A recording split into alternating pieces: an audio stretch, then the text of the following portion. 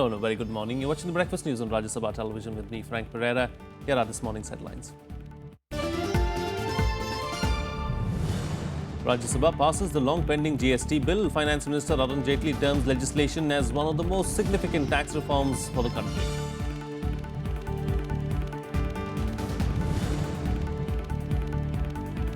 Union Home Minister Rajnath Singh arrives in Islamabad for the 7th SAARC Home Ministers Conference. Pakistan-based terror groups including Hafiz Saeed's JUD and Syed Salahuddin's Hizbul Mujahideen hold protests.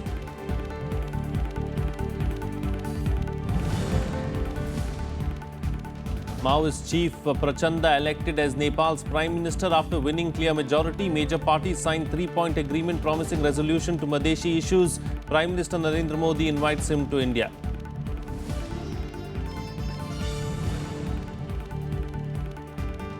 India versus West Indies second test match ends in a draw after West Indies pull off a miraculous escape on day 5.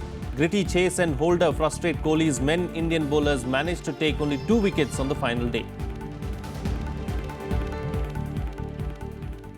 The Constitutional 122nd Amendment Bill 2014, which aims to roll out the process of setting up a GST regime, has been passed by the upper house of Parliament.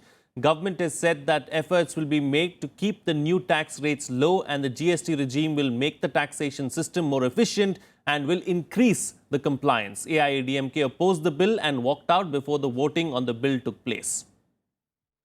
The system will be more efficient. It will be more compliant. There'll be avoidance is becoming more difficult because you'll be detected at some stage or the other. That there will be no cascading effect of tax on tax. Replying to a 6-hour-long discussion on the Constitutional 122nd Amendment Bill 2014, which aims to roll out the process of setting up a GST regime, the Finance Minister assured the House that both states and centre will have a say in deciding the new tax rate. Arun Jaitley also sought to address the members' concern on the grievance redressal mechanism. Original bill spoke in terms of a mechanism which would be judicial or quasi-judicial in nature. Now, when it went to the standing committee spoke in one voice. And the standing committee said, and probably the spirit of what the standing committee said was, that these issues are predominantly political. The Finance Minister also reiterated that the rights of states have been protected in this bill, but the AIADMK, which opposed the bill, walked out in protest. The AIADMK's basic objection that it hits at federalism. As I have been repeatedly saying, that it's an exercise in which the centre and the states are both pooling in their authority. With the due respect to our Honourable Finance Minister, the demands made by our Honourable Chief Minister and the State Government of Tamil Nadu not accepted in toto by the central government, hence the AIADMK is walking out. The main opposition party, the Congress, sought an assurance from the Finance Minister that the bills related to rollout of GST will not be brought in as money bills. However, Finance Minister said such an assurance is not possible since the draft of those bills is yet to be finalized by the empowered committee.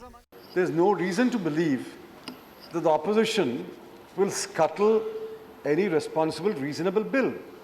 Therefore, please give us a categorical assurance that when the CGST bill and the IGST bill are brought to this House, you will bring it as a financial bill, and this House will discuss and vote upon it.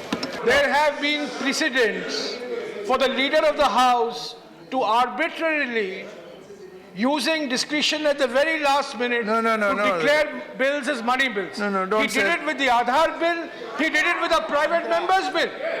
And sir, there is absolutely no guarantee that come November, he will not declare the GST bill as a money bill. We will fully comply with the Constitution and whatever are the precedents, and we have absolutely no intention, of in any way bypassing the constitutional provisions as far as the requirements of those bills are concerned. The bill was then passed by the upper house with amendments moved by the government. The amended bill will now be tabled before the lower house. Vishal Dahiya's report for Rajya Sabha Television. Joining me on the phone line right now is our correspondent Vishal Dahiya. Vishal, as far as the GST bill is concerned, it was stuck in the Rajya Sabha for over a year. It has finally been passed, and a big pat on the back as far as Arun Jaitley is concerned. Well, yes, indeed, this is quite a moment for the finance minister and for the NDA government as well, clearly because this was one bill which the government had been trying since it came to power to get cleared from the parliament.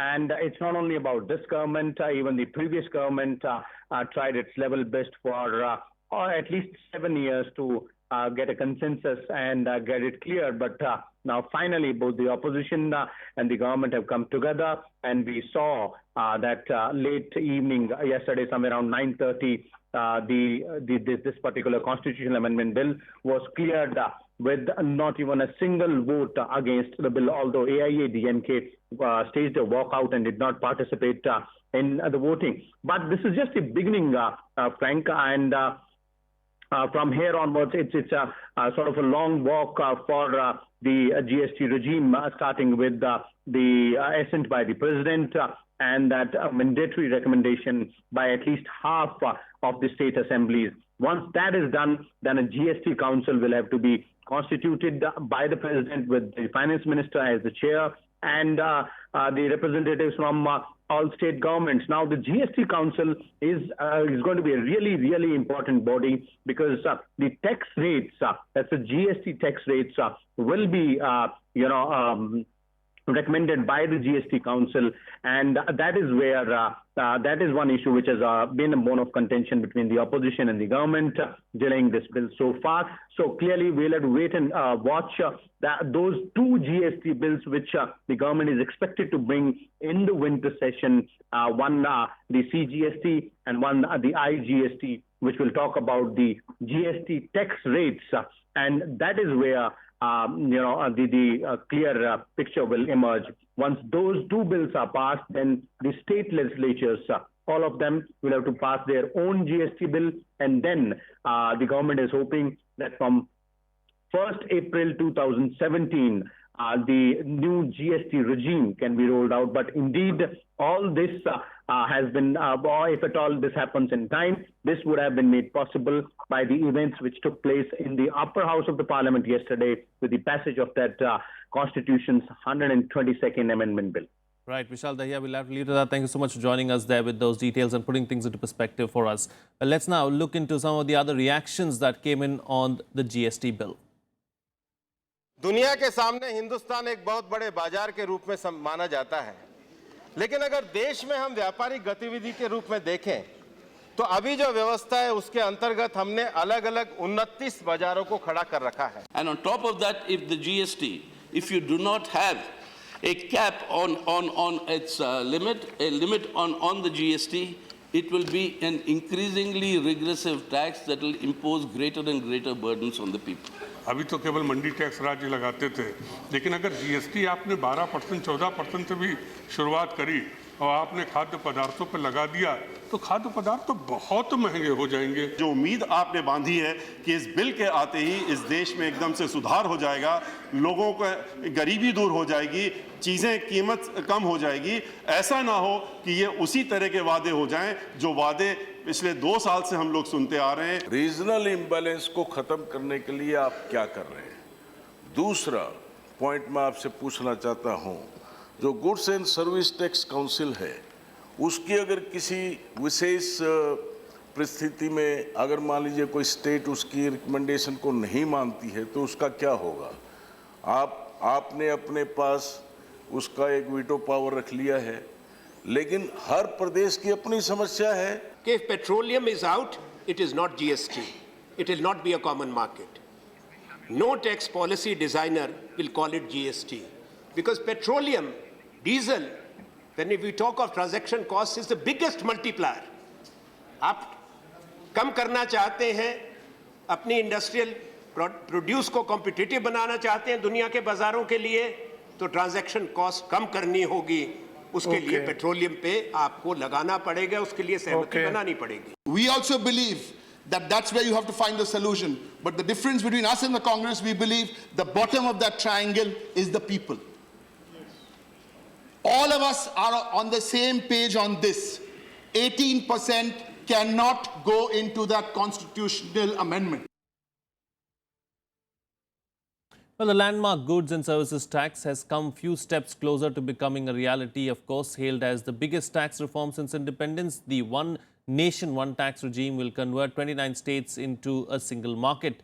After it's passed by Parliament and cleared by 50% of the state assemblies, GST will be implemented from April 1st, 2017. It's expected to increase the country's GDP growth. The adoption of the GST regime will make manufacturing cheaper, lead to lower prices of many manufactured goods. Services, however, could become costlier, which could lead to the reduction of the price gap between the organized and unorganized sector. Let's take a look at the items that could become cheaper after GST. Prices of entry-level cars, two-wheelers, SUVs may fall. GST is expected to remain positive for automobile sector. Paints and other construction chemical companies will benefit from lower tax rate that will reduce their market price. Entertainment tax will come down. Movie tickets will become cheaper. Electronics items like fans, lighting, water heaters, air coolers, etc. will get cheaper, and these could become costlier. Cigarette prices as a GST rate for tobacco will be higher than the current duties. Telecommunications may get costlier as service tax will go up. Textile and branded jewelry could become costlier. Certain items that are not covered under the GST will include petroleum products, tax on alcohol consumption, stamp and customs duty, entertainment and amusement tax. Moving on to some other news now, the problem of drug menace in Punjab came under the scanner of the Rajya Sabha on Wednesday during question hour, with members raising questions over the alarming situation in the state. The government emphasized that it was taking steps to eradicate the drug menace in the state. During question hour, nominated member KTS Tulsi pointed out the disproportionately high number of drug-related cases in Punjab. He said 13 of the top 15 districts affected by the drug menace were in Punjab. Minister of State Home Kiran Rijiju said the Home Ministry was in constant touch with the state government on this subject. In whole of India, 40,940 cases. And in Punjab alone, 19,392 cases, which means 50% of the total drug cases registered in the country were registered in Punjab. The figure shows that the incidents, the cases registered, the seizure, everything in Punjab is higher compared to the other states of the country. That is why the Home Ministry has taken various steps to ensure that we can contain, not only contain, but eradicate this menace. Responding to another supplementary, Rijiju said guidelines had been revised on phone tapping. Only authorized officers and nodal designated officers at the centre and state has been authorized to obtain call data records. अगर गंभीरता से नहीं लेंगे तो जो बहुत ही sensitive चीज है, सरकार का हो या पार्लियामेंट का हो, किसी का इंडिविजुअल का भी हो, वो कोई भी किसी आदमी का साथ गलत तरीके से ना जाए, इसका पूरा हम लोग को इंतजाम करना है और सरकार बाध्य है, इसको जरूर करेंगे. Members also asked questions about the land acquired for Visakhapatnam steel plant, youth joining the ranks of terrorists and Naxalite organizations due to unemployment. Kriti Mishra's report for Rajya Sabha TV. Well, Minister of State for External Affairs, General V.K. Singh, on Wednesday assured that the government of Saudi Arabia is taking measures to help the thousands of laid-off Indian workers stranded in the country. Singh arrived in Riyadh to help the national workers who have been unpaid since months without money or food. He said more than 6,200 of them had been employed by troubled construction firm Saudi Oga, a conglomerate owned by the family of the former Lebanese Prime Minister Saad al-Hariri, which had for months been unable to pay workers' salaries. Singh also assured all help to more than thousands of unemployed Indians who he said were facing a food crisis. Earlier, the Consulate General of India in Jeddah claimed that it had distributed 15,475 kilograms of food over the past 3 days in association with the Indian community. The hardships faced by Indian migrants come amid rising protests about working conditions in Saudi Arabia. The problem was only of one company, and the moment the government of Kingdom of Saudi Arabia realized what was happening. They have taken adequate measures to ensure that all people who are working in that company are taken care of.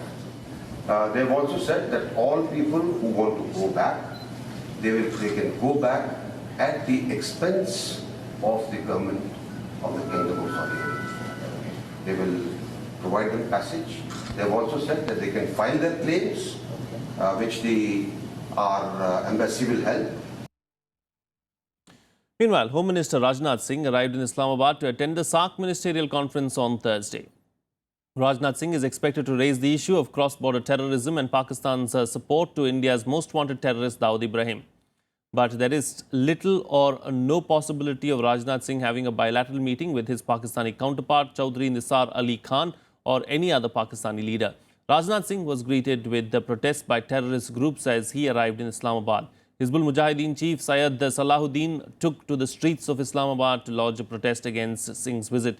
He also slammed the Pakistani government for welcoming the Indian Home Minister. Time for a short break now, but news and updates will continue on the other side. Stay tuned. We'll be right back.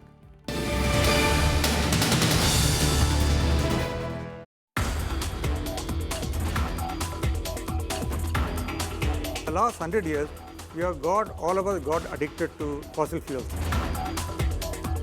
We wait another 20 years, then the Earth's climate will be changing so rapidly that whatever we do or don't do will not help us. We have to start making changes now to transform the society which depends less on coal, oil and gas and more on solar and wind. What Eureka with Professor J. Srinivasan, Honorary Professor, Centre for Atmospheric and Oceanic Sciences, Indian Institute of Science, Bengaluru, only on Rajya Sabha TV.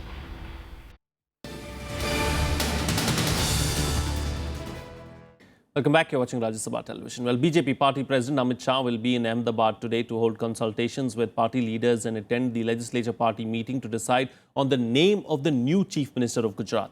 Gujarat Chief Minister Anandiben Patel officially resigned on Wednesday by submitting her resignation to the state governor. This after her offer to resign was accepted by the BJP Parliamentary Board that met on Wednesday in New Delhi. The top leadership of the BJP met at Prime Minister Narendra Modi's residence in New Delhi on Wednesday to start the process of appointing the new Gujarat Chief Minister after the resignation of Anandiben Patel.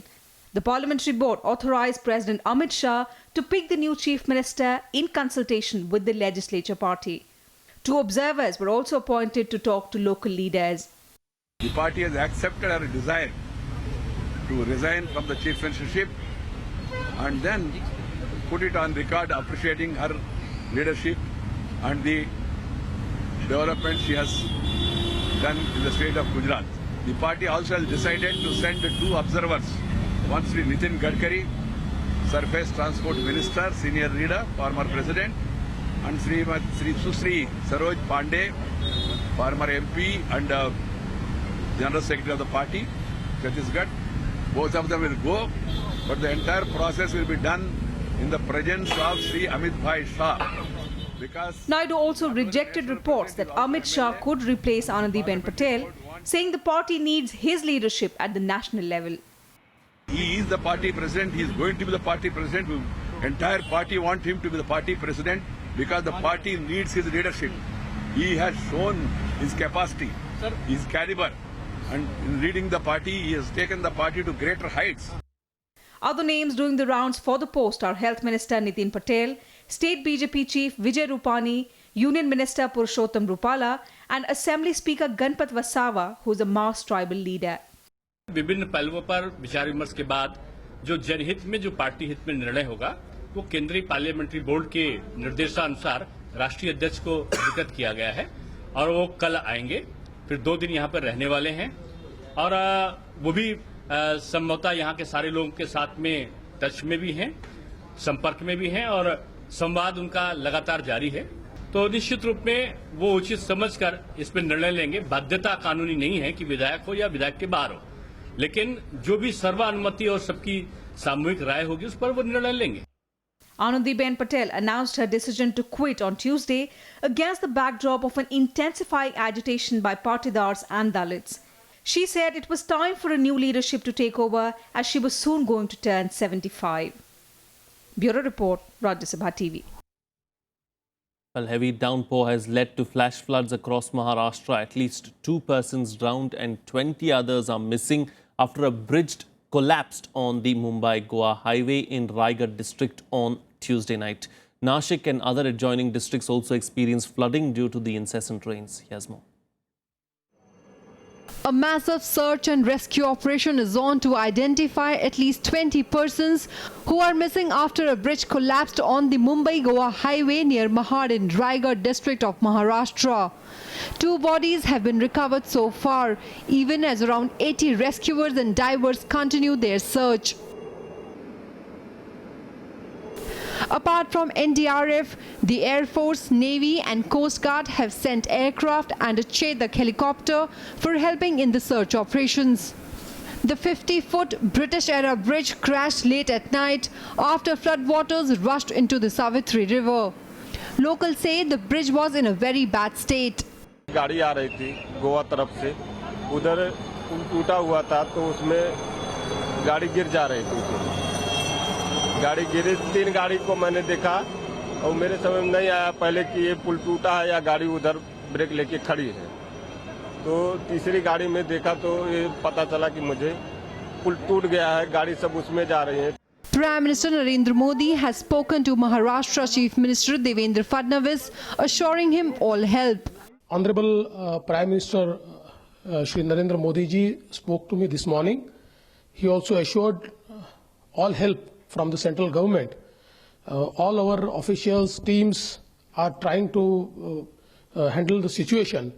And right now, a desperate attempt is being made to locate. 2 passenger buses and 4 other vehicles are feared to have been swept away. Traffic has been diverted to the newer parallel bridge. इतनी भारी बरसात थी और पानी का इतना जोर से आया था कि वो सब ब्रिज गया और उसके ऊपर हमारी जो 2 एसटी बस थी उनके साथ चली गई है। मेरे मालूमात से कुछ खासी प्राइवेट कार भी उसमें से चली गई है, लेकिन आज तक पता नहीं चलता कितनी होगी। The opposition has slammed the government and demanded a probe into the issue. The government was not serious about that bridge. There are many other bridges in Maharashtra. If you go to see, they are in a very bad condition, in dilapidated condition. And if such rains keeps on going, you will see many more incidents happening. And I don't think the government is serious about it. Meanwhile, in Nashik, severe flooding following incessant rainfall over the past 2 days has disrupted normal life. The Godavari River is flowing above the danger mark. City police have closed Holkar Bridge for vehicular traffic and urged people not to gather at the flooded sites.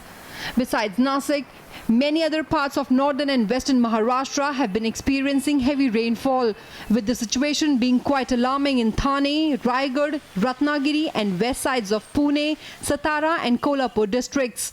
Bureau Report, Rajya Sabha TV.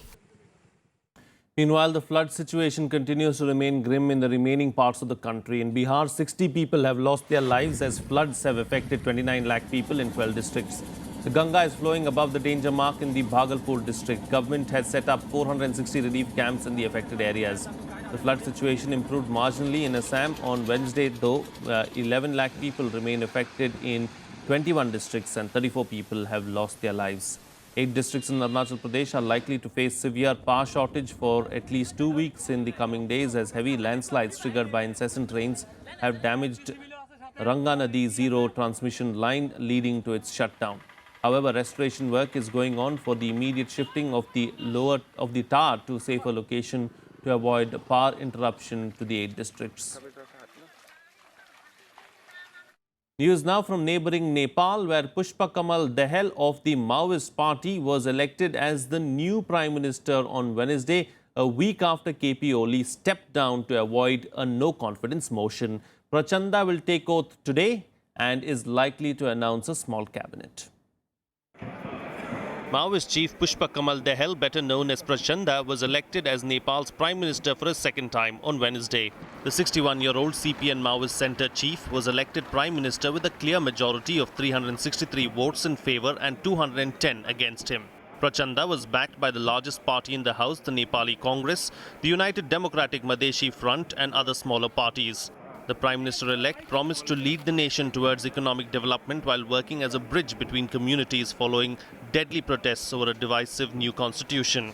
देशको विकाससँग सम्बन्धित संविधान कार्यान्वयन निर्वाचनसँग सम्बन्धित कुरा हामी सबै नमिलिकन उपाय छैन हामी एउटै ढुङ्गामा छौं जति मतभेद र झगडा गरे पनि डुबे हामी यो सदनमा भएका सबै एकैचोटी डुब्नेवाला छौं त्यसकारण हामी डुब्ने छैनौं हामी पार गरी छाड्ने छौं.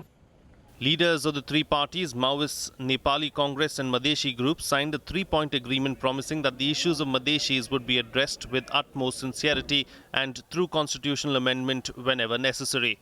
However, the Madheshi parties will only extend outside support to the government.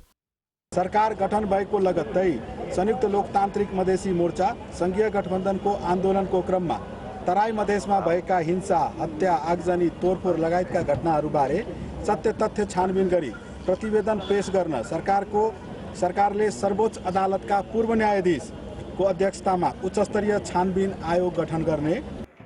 Prime Minister Narendra Modi congratulated Prachanda and extended an invitation for an official visit soon. Prachanda, the only communist leader to become the Prime Minister of the country twice, will take over as the 39th Prime Minister of Nepal.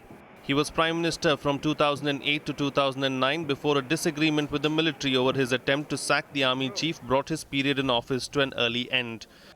Bureau Report, Rajya Sabha Television.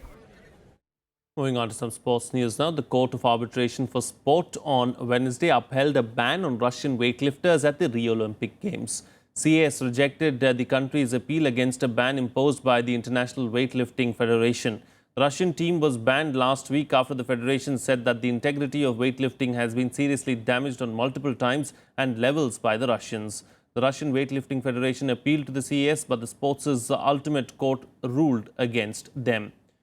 On Tuesday, CAS dismissed an appeal by Russian rowers in similar circumstances. Last month, the IWF said its executive board had decided to suspend for a year national federations that produced 3 or more doping violations in retests from the 2008 and 2012 Olympic Games.